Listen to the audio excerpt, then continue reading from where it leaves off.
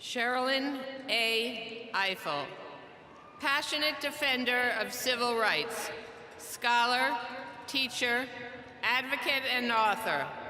As President and Director-Counsel of the NAACP Legal Defense and Educational Fund, you are a leading voice in the national dialogue on equality and civil rights in the United States.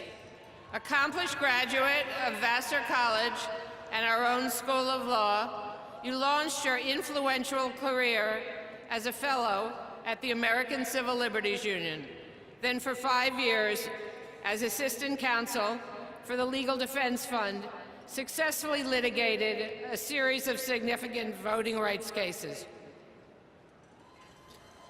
A professor at the University of Maryland School of Law for 2 decades, you continue to litigate and consult on a broad and diverse range of civil rights cases before assuming leadership of the NAACP Legal Defense Fund, the nation's premier legal organization fighting for racial justice.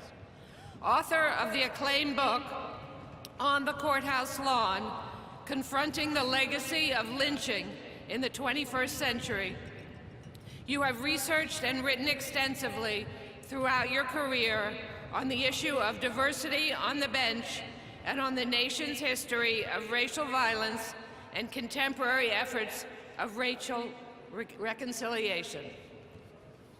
Sherrilyn Ifill, celebrated alumna and mentor to future generations of civil rights activists and lawyers.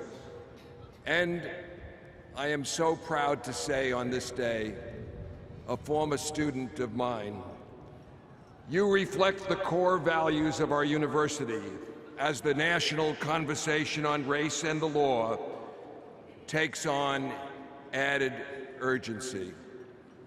By virtue of the authority vested in me by New York University, I am so pleased to confer upon you the degree of Doctor of Laws, honoris causa.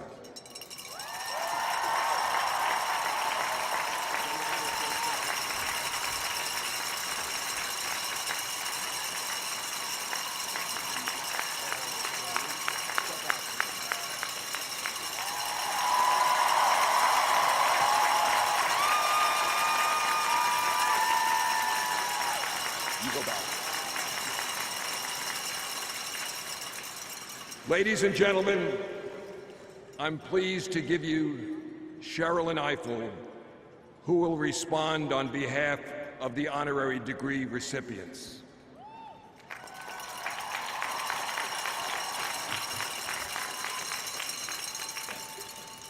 Good morning. This is extraordinary. I wish, first of all, to thank the trustees of New York University and President Sexton on behalf of all of the honorees for this wonderful recognition. I'm truly humbled, as I know are my colleagues, to receive this honorary doctorate from one of the greatest institutions of higher learning in the greatest city in the world.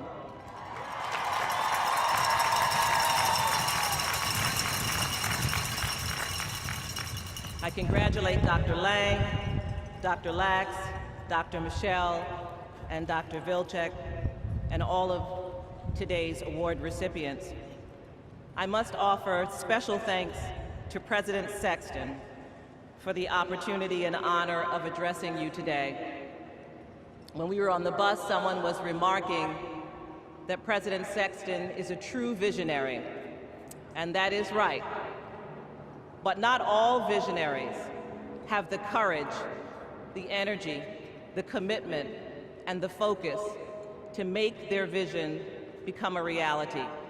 And I celebrate President Sexton today for being that kind of visionary.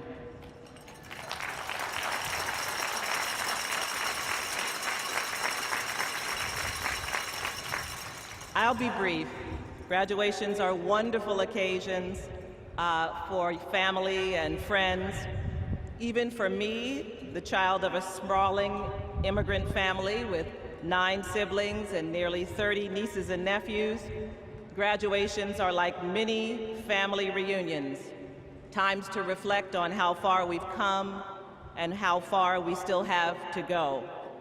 Right now, I am channeling the spirit of my beloved mother, but especially my beloved father, who is no longer with us, and my beloved brother, who passed away last month, both of whom were diehard Yankee fans,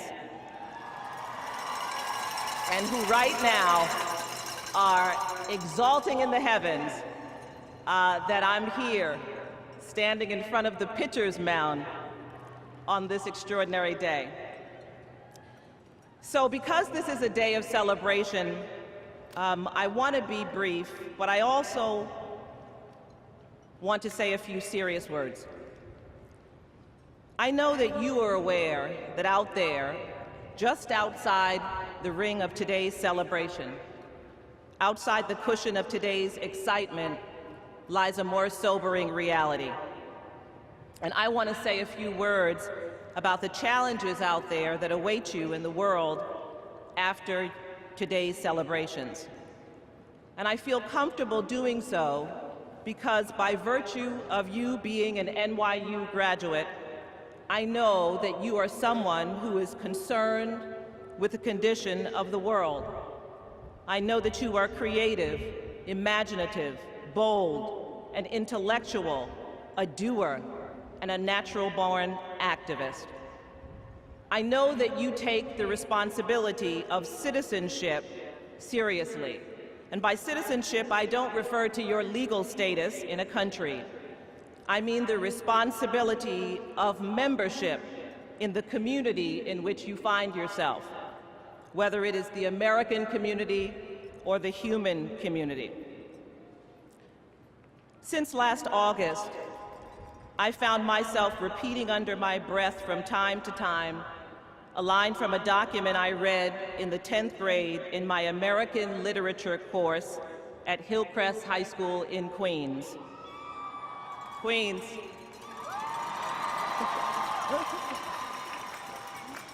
I haven't thought much about this text since then, but after unrest broke out in Ferguson, Missouri, after Eric Garner was killed here in New York, after killings in South Carolina, after learning one Saturday night that 2 police officers had been killed while on duty in Brooklyn, here in New York, after I watched my young people in my adopted city of Baltimore unleash years of frustration, neglect, and dislocation, I found myself whispering the opening lines written by Thomas Paine in his pamphlet about the American Revolution. These are the times that try men's souls. These, in fact, are the times that try men's and women's souls. The past 9 months have challenged the very soul of our nation, such that we cannot pretend, even as we are here filled with the excitement of this day, that there are not deep challenges awaiting us. And we should not. We can suspend reality for a few hours, maybe a few days, but then we must return to the work. The challenges we face are both personal and national.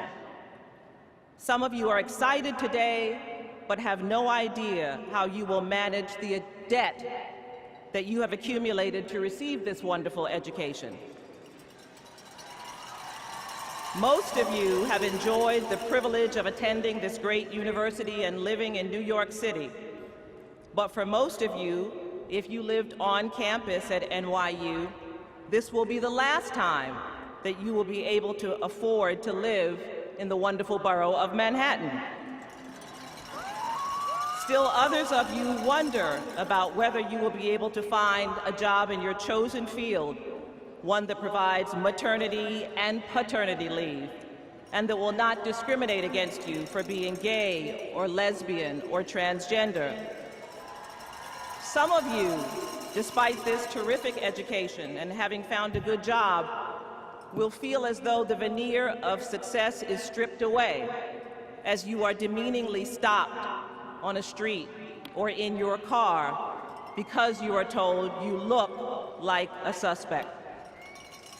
Still, others of you are struggling even now to take care of elderly parents who have little or no savings, or you cannot imagine how you will save enough to send your now infant son or daughter to NYU. Many of you are doing just fine, but you accept willingly your obligation to concern yourself with the state of our democracy. You cannot ignore that there are an increasing number of states where there are hundreds of thousands of eligible voters who do not have the newly required identification demanded by ever-increasingly stringent voter ID laws. You've never been to prison, but you know that the prison population of our country has reached unsustainable and shameful proportions.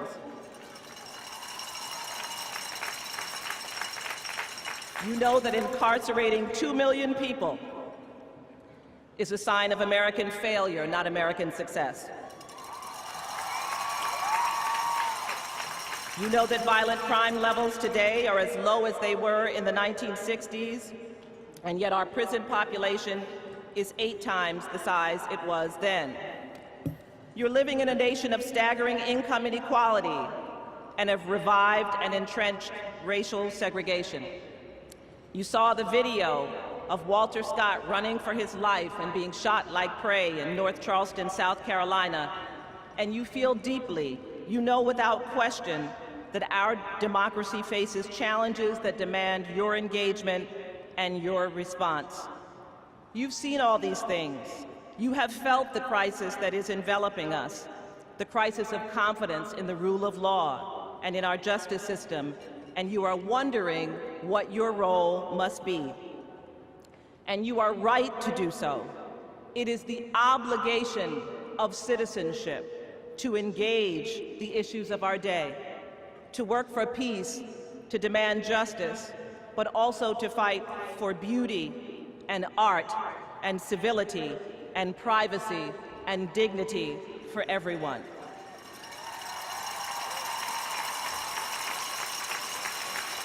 And so, on this very beautiful day, I will not relieve you of the obligations of citizenship. In fact, to the contrary, I encourage you to nurture that niggling worry, that sense of dissatisfaction, that inability to settle and to be content with the imperfections of our democracy. I encourage your discomfort, your sense that you must do something, that you must contribute, that you must make your voice heard. That is the essence of good citizenship, that bone-deep sense of obligation that you must work to improve our democracy, and to improve it especially for those who are most marginalized and most in need. And you, my beloved NYU graduates, will find your own way to make your contribution. You will teach young people. You will participate and help fix our broken government. You will make meaningful art, and you will help those without access see it, hear it, dance it, sing it.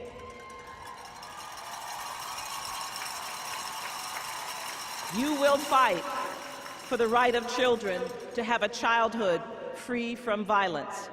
You will commit yourself to finding the cure for a terrible disease or to making treatment accessible to those who lack it.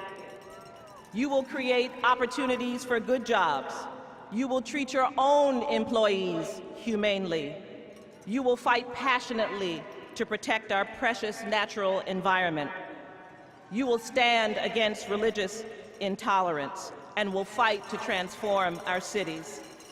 You will do the hard work of communicating with those who disagree with you, of reviving the lost art of civil discourse in which you respect the humanity of the person with whom you are in conflict. I have the advantage of leading an organization in which my predecessors provide an astonishing example of good citizenship. Thurgood Marshall, the first leader of the NAACP Legal Defense Fund, became a brilliant civil rights lawyer and later Supreme Court justice. What he and his colleagues accomplished was nothing short of astonishing. They changed the trajectory of a nation, and they changed your life and mine. No person in this stadium has lived a life untouched by the work of Thurgood Marshall and the lawyers at the Legal Defense Fund. So I know that it is possible to make this kind of contribution. But finally, I've come to tell you something that I would not have been able to tell you a little over a week ago. I was a passenger on Amtrak train 188 last Tuesday night. After the crash, I came to walking on the tracks away from the wreck. And what happened in the next few moments helped me think through how to balance that call to citizenship, to activism, to hard work. I immediately began to communicate with that tight band of people who really are the center of my life. You know who those people are in your own life. In my phone, probably in yours too, they're listed under my favorites. My sister, with whom I was talking when the train crashed. My husband, my daughters, my best friends. And during this time, when I was utterly disoriented, insisting to my husband that I was in West Baltimore, saying over and over again that I have my laptop, my favorites came together. My sister, the medical doctor, who helped me understand that I needed medical attention. My daughter, who dispatched her best friend, who lives in Philadelphia, to meet me in the emergency room. My best friends, who loaned their car to my husband so that he could drive from New York to meet me in the emergency room in the middle of the night, where I was so relieved to see his beloved face. And so I wish to not only call upon you to use this extraordinary education to exercise the highest form of citizenship, to fight for justice and peace and equality in our democracy, to be excellent, but I also call upon you to just as passionately nurture, tend, and cherish your favorites, the ones who, when calamity happens, will find you and surround you with their love and lead you out of the fog. You must decide explicitly to do the work of nurturing those relationships just as carefully and intentionally as you must decide to do the work of citizenship. On behalf of my fellow recipients of the honorary doctorate from the New York University School, I congratulate you. I thank you. Who will follow? You will follow. Congratulations.